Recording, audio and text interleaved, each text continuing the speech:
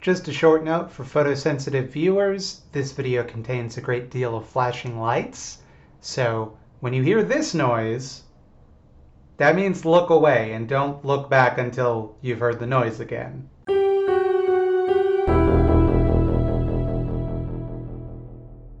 Hello, Scaredy Cats. It's me, Scaredy Matt. If you're anything like me, you're going to spend a lot of time today doom scrolling on Twitter, updating your feed over and over again, trying to find some excuse to be hopeful as the universe spits in your face again and again. Which is to say, happy election day to my American viewers, happy, oh God, what are the Americans going to do, to the rest of us. But in times like these, it's important to remember that it could always be worse. I mean, it feels like it's constantly getting worse, so that's not really a lot of comfort, but things could be worse, and that's a valuable perspective. If you'd like to see that illustrated, check out The Sun Vanished. The brainchild of writer/influencer Aidan Elliott, The Sun Vanished is a real-time apocalyptic horror story being told on Twitter that starts with a simple premise. The sun, get this,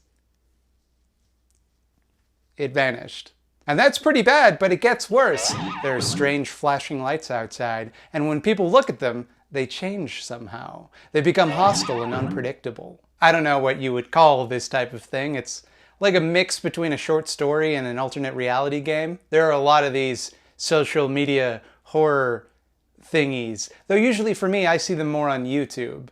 You're definitely familiar with some of them, stuff like Marble Hornets, a web series about a guy tracking down someone he knew in film school, only to find out he's being chased by a Slender Man. Hi, I'm Mary Mary, about a woman who wakes up inside a house from which she cannot escape and quickly discovers she's not alone. Lonely Girl 15, a seemingly ordinary blog from a teen girl, until it isn't.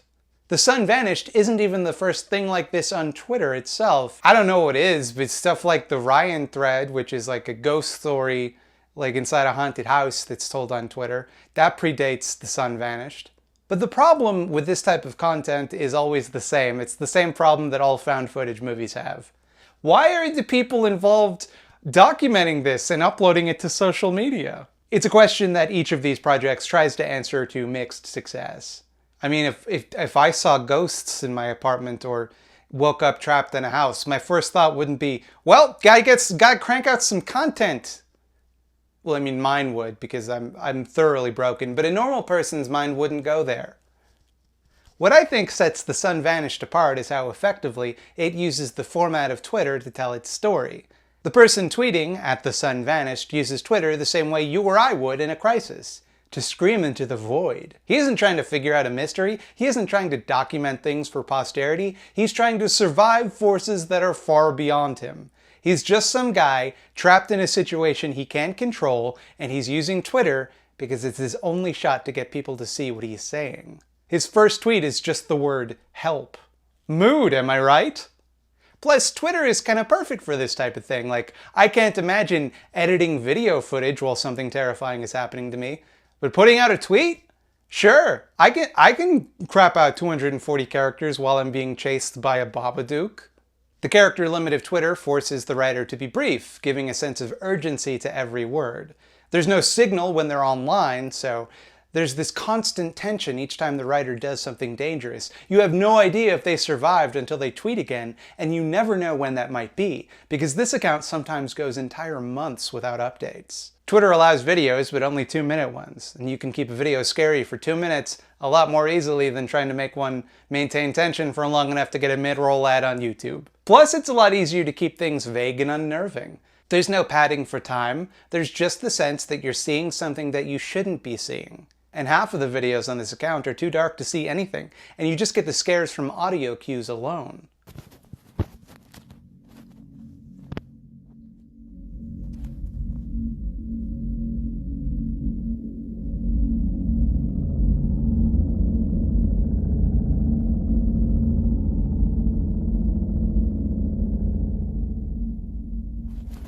You couldn't really get away with that anywhere else, at least not as effectively. But for the record, when it's not just audio, they can still scare the ever-loving shit out of you.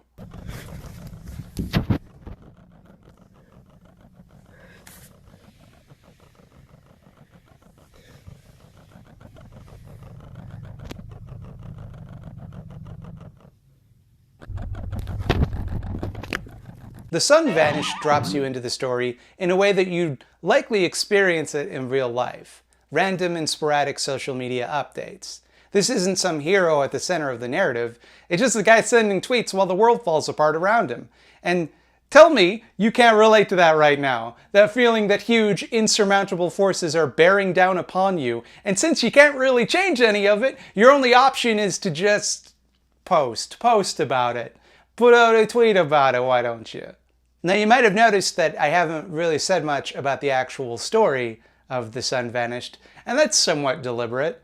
I think it's better if you go in cold. There's not really a lot to describe about the actual events of the story either way. They're not that interesting. Spoiler alert, if you want to go in cold, skip to this time code to avoid spoilies.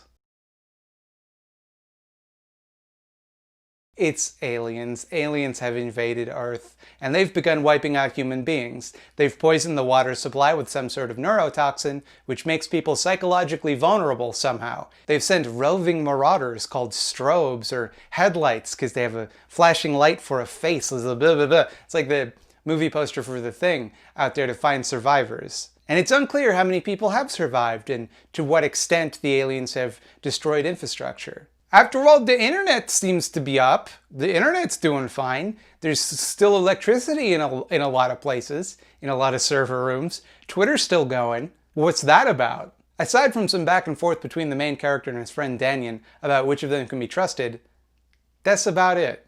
That's the story. It's serviceable, but not exactly mind-blowing. The story is interesting because of the way it's told, not so much the plot itself.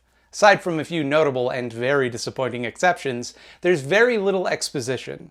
Characters often make huge discoveries or let huge plot developments happen between updates, without sharing them with the audience. You get the sense that the characters know more about the situation than they're letting on, but that could also just be the paranoia of the story's atmosphere seeping through. You never know who can be trusted, if anyone. You don't know whether these people can trust their own mind or their own experience of the world. The story is at its best when there's less dialogue between characters. Just one of them out there exploring and surviving the inscrutable and hostile world they found themselves in. When some new development creates a bigger threat than they anticipated, or throws a wrench in their plans. There are a few other accounts in the narrative that get revealed throughout, but to be honest, they all kind of feel like they're using the same voice, so it all just feels like, you know, one story. What's also refreshing about The Sun Vanished is that it doesn't try to pretend like it's anything but that. A story. There's no blurring the lines between fiction and the real world here. It doesn't rely on that to generate its scares. Sure, the characters interact with real accounts, but if you click on the link in the author's description, it brings you to Aidan Elliott's portfolio. It isn't hiding anything. After all, I mean, how could it?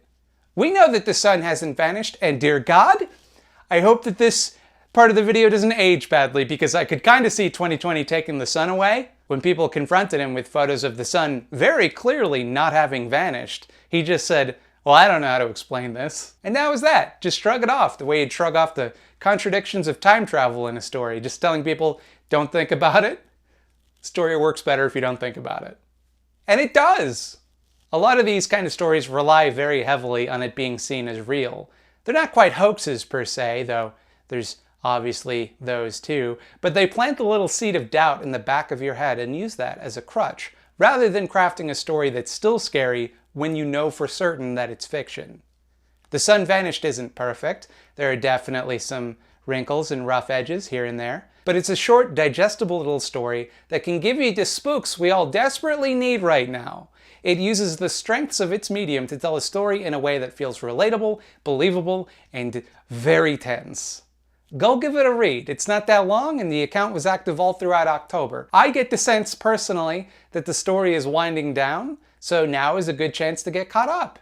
After all, won't it be nice to read about fictional disasters on Twitter for a change, instead of the real ones?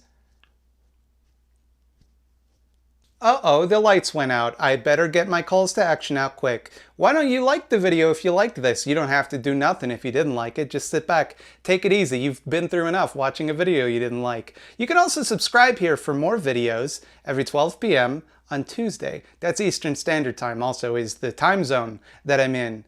Thanks for watching this video, and thank you for being you little knucklehead.